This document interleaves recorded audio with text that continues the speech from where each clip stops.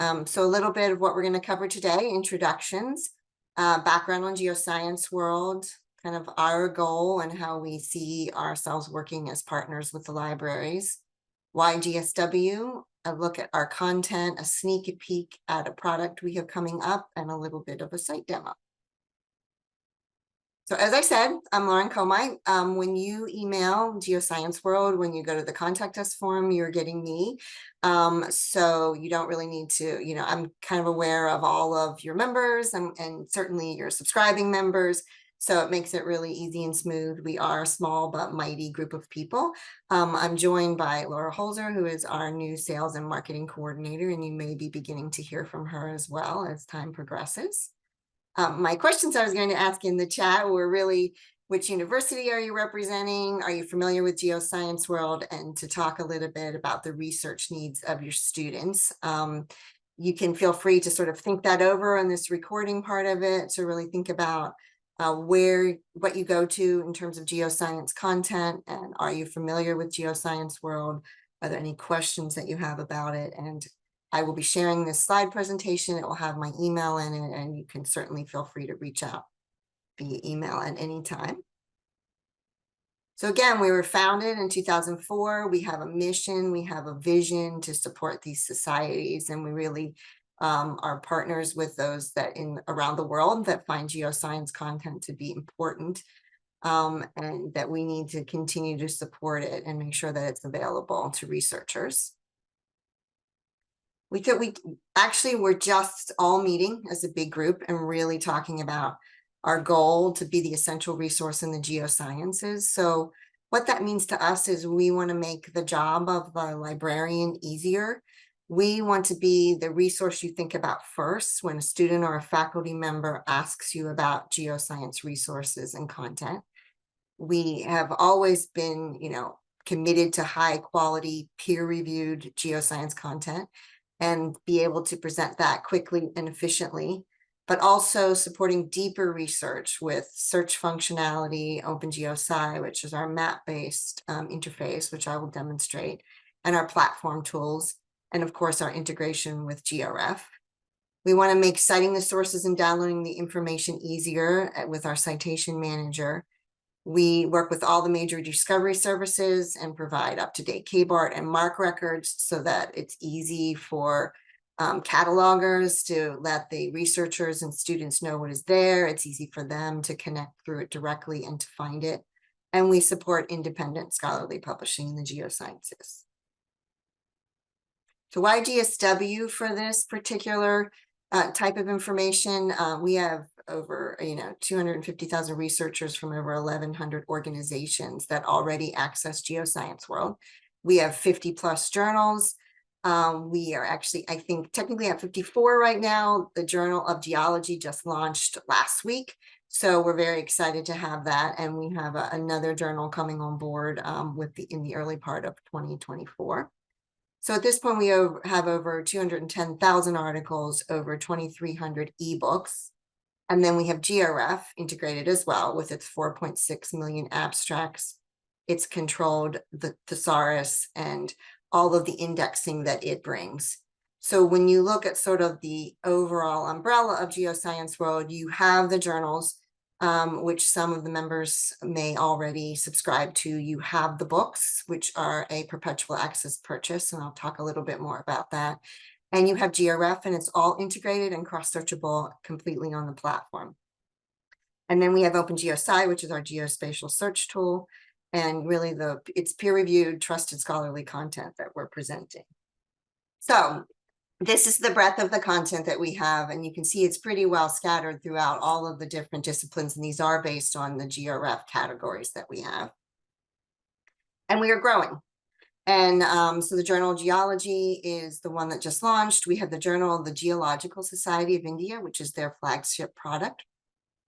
In the last few years, we've added Earth Sciences History, Geoenergy, Earthquake Spectra, SCG Discovery, the Seismic Record. So we are always looking to add content to GeoScienceWorld, but it is importantly evaluated by a content committee made up of experts in the field and librarians to ensure that the content is meaningful and high value. So we're not really just looking to add anything to the collection. It needs to bring value. It needs to fill in the breadth of content, and it needs to continue to be, high value scholarly publishing. So this is a little bit of a sneak peek of a tool that is very much in its infancy. It is called GeoSapiens. And what it's going to do is leverage natural language processing and machine learning techniques to be able to look through the content and return these analogs and find similarities in the content across geographic regions, across periods and epochs. We have a lot of this functionality in our search, but this is going to really leverage some of the new techniques that you're seeing out there, the NLP. So at this point, we don't have a demo of this. It's not live on the site, but we are looking for beta testers. So if there's any researchers or librarians that would be interested in being beta testers, there's a QR code at the bottom of the slide that you can go ahead and sign up to be a beta tester. Give us your thoughts. We're pretty excited about this. It's going to be beta testing through March. We don't exactly know when it's going to launch, but it is sort of, important for GeoScienceWorld to enter this realm in a really responsible way that brings benefits to the researchers. So as I said, we have journals, we have ebooks, and we have GeoRef. So this is our journals overview, over 50 journals integrated with the GeoRef records. A growing archive, which is content back to 1905 for journal content. In GeoRef, we go back to the 1600s. And we also publish our own open access community journal, which is Lithosphere. We also have books. So the books are more typically sold as a perpetual access purchase. It's over 2,300 books from 15 society publishers, downloadable DRM-free PDF chapters. And you will find that when you're searching GeoScienceWorld, you will be able to return both book and journal content. We have the MARC records and KBART files for those, and very flexible sales models, including by subject. If the librarian would like to add, in a certain subject field, we can assist you really in almost any kind of pick and choose and helping you find the book content for your perpetual access that fits your needs. And then this is GeoRef. So GeoRef is created by AGI. For every journal subscription, there would every university needs to also have a GeoRef subscription, either purchased from GSW or from any other agent who offers GeoRef.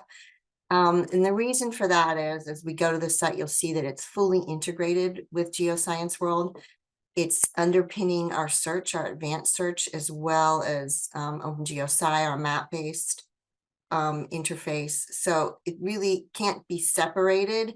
And it's also incredibly valuable as its own sort of tool to help researchers find the most relevant, high quality content, to build these bibliographic references and be able to link out from GeoRef to not only content on GeoScienceWorld, but content that they may hold elsewhere on other platforms. And when we talk about the flat platform, we'll go and show it live. But OpenGeoSci is our map-based search. We have Citation Manager, which lets you download those into all the citation software. GeoRef linking, so you'll find that you can link through by the different subjects. Quick search by society. We have most read, most cited, and a tab structure showing the references and related links. And obviously, we're Section 508 and W3C compliant, open URL compliant.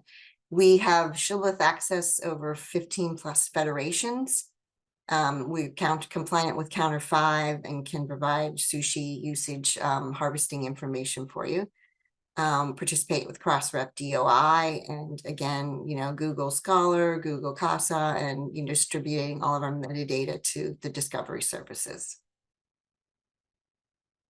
So I'll pause there for a second and see if there are any questions before we. I always have lots of questions. So the back files of all the 50 journals are included? in GeoRef, or is there an archive that's sold separately? Right, good question. So GeoScienceWorld, the subscription includes all of the archive that we have. In full disclosure, there are some of the publishers that we do not have their complete archive, but for the ones that we do, and that's growing all the time, we really are committed to trying to fill out the archive. It's part of what you get to when you subscribe to the journals. So basically the way that it's structured is you're kind of subscribing to 2000 current, and that archive is just is a part of that that you have access to. We do not sell the archive right now as a separate product. Okay, cool. And with the ebooks integrated into the platform, is there a way to search filter the search results for just your subscribed content? Yes. I'll Yeah. show you that when we go to it. You can filter it by content I have access to. And as long as you're authenticated, it will know what your content is supposed to be. Yeah. So you can filter out the books, for instance, or if you have the journals and you want the books get returned, there's an e-commerce, an individual e-commerce option. Not an institutional, but individual users, if they found a chapter or something that they wanted, could get that as well. Okay. And I can't remember the answer to this question. Does SCELC offer the ebooks? Yeah, I mean, absolutely. We are happy to have you offer the ebooks. Okay. Our ebooks product is definitely, in such a growth mode because we saw this with COVID.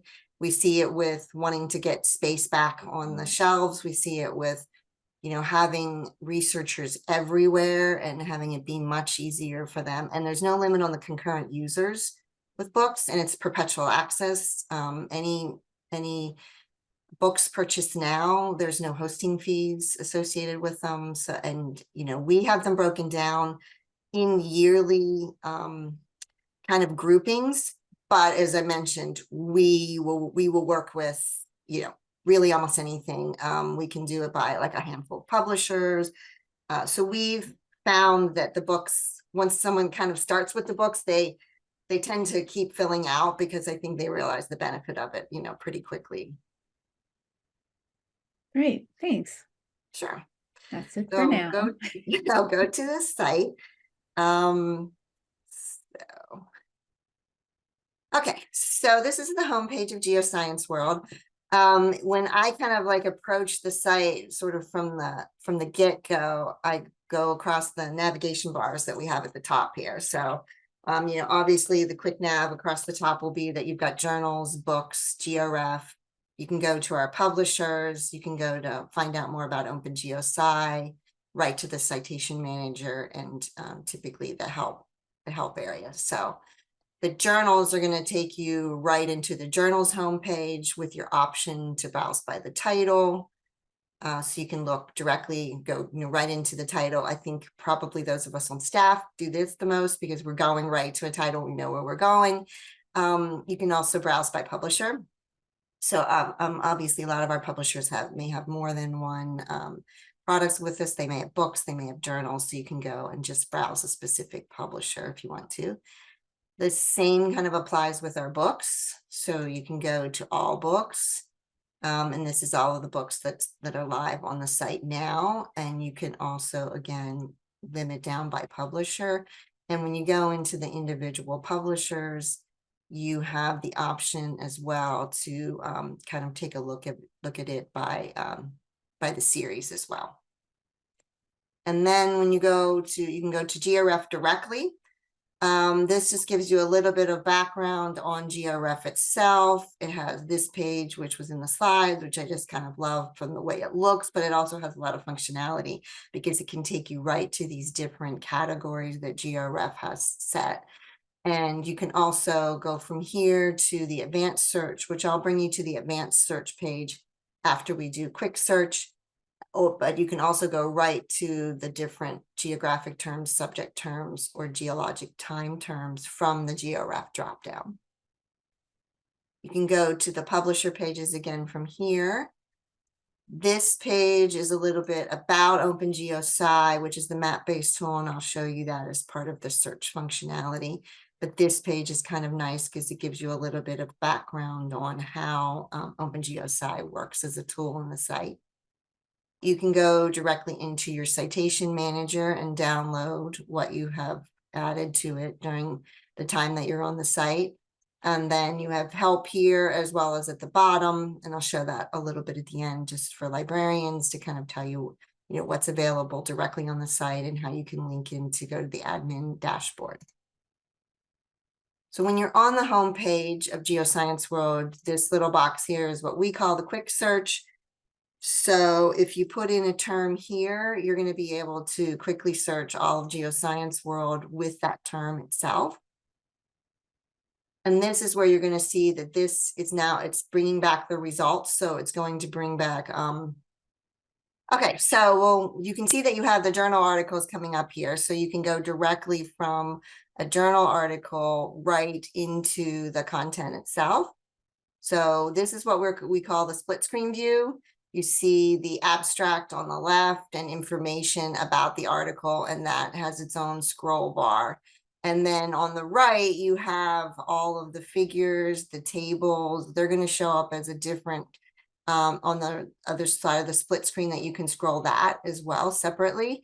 And also download. So you can download the slides, you can view them larger, so you can bring them right down into a presentation or to a paper or into a poster if you're presenting at one of the geoscience conferences.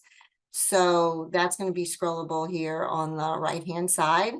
And then there's just the general information that you're going to find, author information here, author and article information when you click open that and drop it down so that you can kind of see, where the author is from and where else they might be publishing, etc. And you can also switch to the standard view if you like, and that will really just take away the split screen if it's easier to scroll, or if there's any accessibility issues, you can do that easily. And you can click from here, right? You can read the abstract, or you can click right into the PDF of the article, which can be downloaded directly from that, as well as add it to your citation manager. You can cite and add it here to citation manager, and then when you go into that, you can download it directly from there. So that then over here on the right hand side is the tab section that we were talking about. So you've got your data and figures. You've got the contents, so a direct way to get to the different parts of the journal itself, the different articles, the references cited, etc. And then you'll have the georef record, index terms and descriptors. So this is going to even be another tool that you can use. These descriptors apply to this article.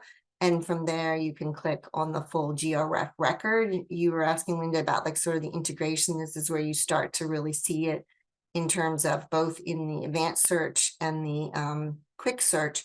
You can go right into the georef record. Again, you're going to have those index terms and descriptors and the abstract showing up, as well as all the additional information that georef captures, and a link to via URL to the article itself. And again, if this is an article that's on GeoScienceWorld, but if this were an article that were on another platform, there would be the URL link to it in most cases that you can link directly from GSW out. So you can use GeoScienceWorld GSW as a tool to do all of your research and link out to full text content that may be held somewhere else. There's going to be the references here and the DOIs all just listed, as well as anything related. So this is going to give you a peek into the articles that cited it, related articles, related book content that you can find on GeoScienceWorld. And when you are looking at the search page, you do have this list of facets down the side here. So you can narrow it by the type of content it is, by the journal itself. And it kind of gives you an idea of how much, or what's referring to carbon in each one of the individual journals. You can narrow by the publisher, by the section of the journal itself, the georef categories. So you have those popping back up here to give you another way to do the research, the era and the period, the epoch and age, and the date range. And down here is what I was explaining before. So you can do unlocked, which basically the green check mark is going to mean you have access to that. So then you're going to look at the unlocked content that's available on the site, or open access content. Free is generally applying to like the table of contents and parts of the journals like that, as opposed to open access. And then available for purchase, the shopping cart would mean that you wouldn't have access to it. So anybody who doesn't subscribe or who only has books or only has journals would see that for the other content. So when you go into the advanced search page, you're going to see that this is going to be where you're going to look at being able to build your query. Instead of faceting on the left, you're building your query right here on the advanced search page, and then also being able to limit it on the left-hand side when you get to the search results. So when you add a term here, you can go directly to that content. Again, by title, it's going to default. So this is going to show you that we're returning now the GeoRef records, the book chapters, and the books. So all of that's going to pop up here. And then you're going to be able to go directly. You can narrow it again. And again, you can search by, when you're on the advanced search page, you can click this content I have access to versus all content. It's going to default to content I have access to, and whatever the authentication layer will explain and let you know what you can access, as well as you can just unclick books, for instance, if you do not have access to the books.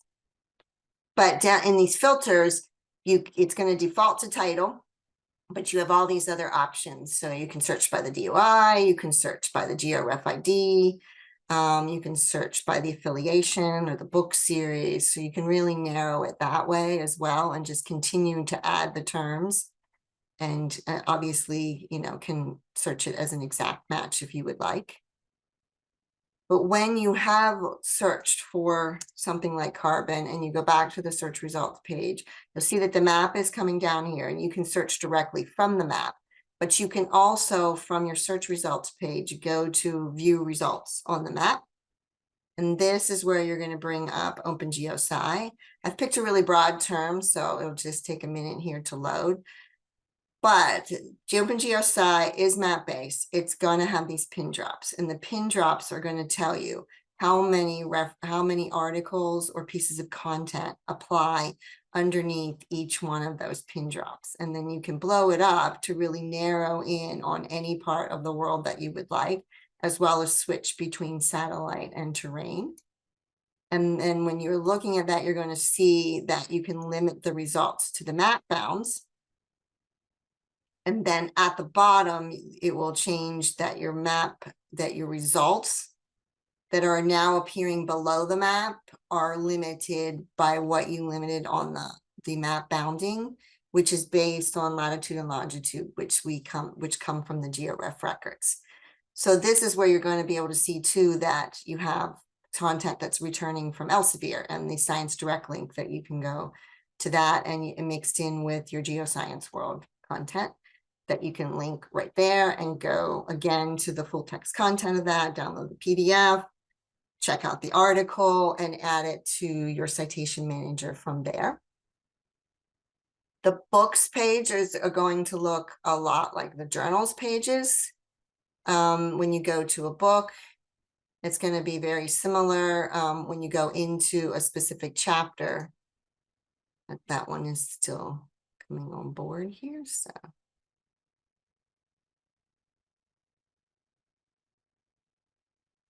when you go into the book results, you're going to see that the chapters are going to appear a lot like the actual journal article appeared in the split screen, again with your figures, your tables here that you can look through, and your abstract on the left, and the click out to the full text PDF. So if you go back to the advanced search page, you can also start on the map. You can draw some bounding coordinates and start on the map and see what you pull up on a specific part of the world, just really based on, you know, a geographic look at it, as opposed to searching for a term. And then again, you can modify your advanced search You can use these facets down the left and drill down from there. So there's a lot of different ways that you can start at the advanced search page, either with these build queries or the bounding coordinates. And then again, you can narrow down here with all the other facets that we had on the other pages. So your date, range, and publication. You can find specific content by title, search by DOI, or search by the GRF category.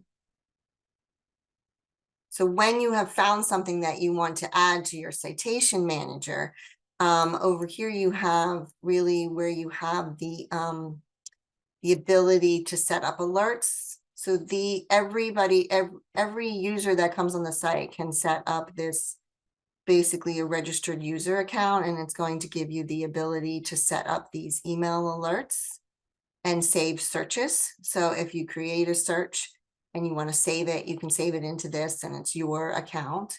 You can also, when you've added anything to Citation Manager, download the citations directly from there. So I'll add some things to mine and then show you how that works.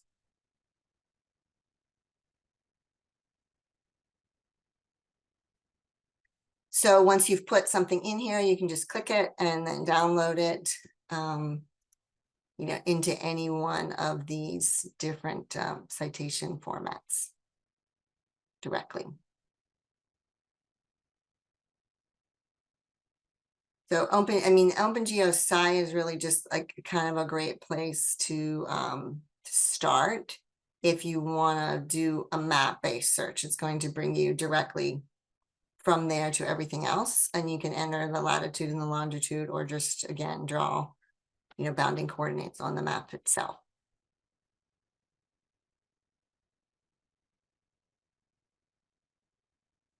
And then when you're looking here, we have the information for librarians page that I wanted to point out.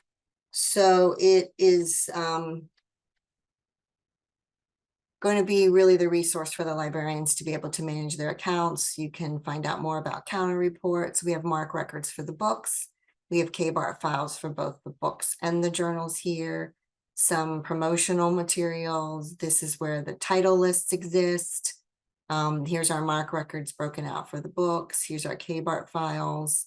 Our ebook title list, our journal title list is here, and it always indicates when it was updated, as well as the ability to take a look at the agreements, our VPAT statement, take a look at our social media, and also be able to go into the dashboard. So the admin dashboard for the library administrators is where they're able to update their access options. We have IP, we have shibboleth, we're also open URL compliant. So all of that can be completed by the librarians directly in the dashboard, as well as downloading all of the Counter 5 reporting that we have available. So that's all can be linked out from here as well. I wanted to point out one thing, which is that when we were on the journal's homepage, when you're browsing and you go to a specific journal itself, you do have the option of searching all the content by the society or in the within the journal itself. You also have these journal homepages. They're kind of a wealth of information. They're going to tell you more of what's online, as well as list the most read and the most cited. So there will be a homepage for the journal. There will be a homepage for the publisher as well. And all of those are going to connect you right out to other content, as well as kind of give you some information. You can go to the archive page and look at the archive. This journal is one that just changed names. So its archive looks like 2 years, but really it's been around for a long time. They changed their name, and but you will see that you can go directly to the archive content from here. You can go directly to the content, the current issue, and also find a little bit more about the journal, and also about the society itself. So you can find that a little, you can find out about the background of the journal. We also have some information included on here for authors.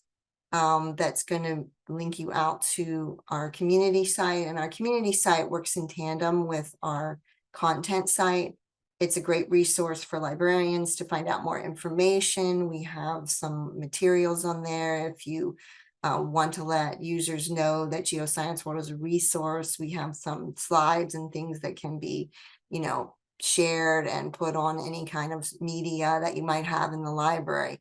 But we also have this page for authors, which is really great because it kind of talks about our journal that we published, which is Lithosphere, and then also has a listing of all of the other journals and ways to link to those to be able to submit. So for faculty members looking for the best place to want to be able to submit to publish, you're going to have resources that they can come to directly while they're on GeoScienceWorld. They can learn a little bit more about the journal, and then they can link through and find out how they can submit to that specific journal. And then on the journal page, you're also going to have the email alerts, the RSS feeds, and just a little bit more about, again, their most read, most cited, and the latest article that they have published. I do love that, we have this community page that we've built out, because I'll go back to that just for a second and just show you that when you're over here and you go to the For Librarians section, this is really just like general information, and you can link directly over to the platform. It's links to videos that we have about GeoRef, about OpenGeoSci, so that you can have more, if you just need to watch a quick video on it. Again, some background on the content and on GeoRef itself, as well as we have this section that is that has news and resources. So the news and resources section is going to have press releases on our latest content, as well as this resources part. So we have brochures, again, videos, the title lists, whatever the librarians could use to get the word out. As well as we do have our own version of Wordle, which with geoscience terms. It's not for the faint of heart. You kind of got to be a geoscientist to get it, but there is a link here to find out how you can play that, as well as the OpenGeoSci and digital signage that's downloaded and can be put out there. And we have are happy to help universities with any of their marketing needs, or you with any marketing needs. If there's absolutely anything that you would like to sort of get the word out to anybody about GeoScienceWorld, we're happy to help with that as well.